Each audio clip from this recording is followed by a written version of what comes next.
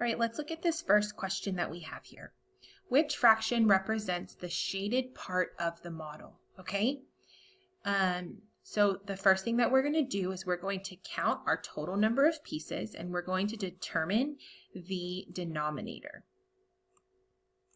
I'm going to make my fraction bar and my number of pieces 1, 2, 3, 4, 5, 6, 7, 8. So my denominator is 8 because I have 8 total pieces in my whole. And then I'm going to count how many pieces are shaded. 1, 2, 3, 4. Okay, so there are 4/8 of my model shaded.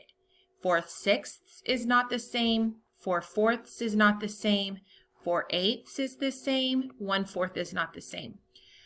One common mistake that I see a lot of students do every year is they count the number of pieces that are shaded, and then they make that their numerator, and then they count the number of pieces that are not shaded, or maybe they do it separately, or differently, the ones that are shaded and then the ones that are not shaded. So if they did this, they would say 4 pieces of 4 pieces.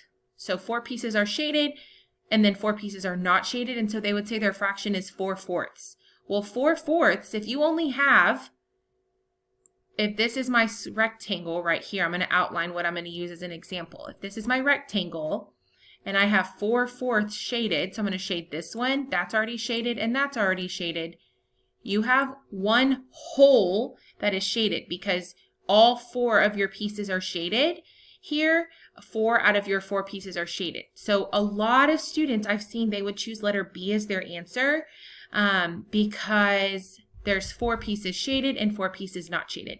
But let's not make that mistake, okay? The question is asking us to find the shaded number of pieces, and the shaded part is going to be your numerator. That's the part that's being counted. And then your denominator is going to be the whole, however many pieces you have in total.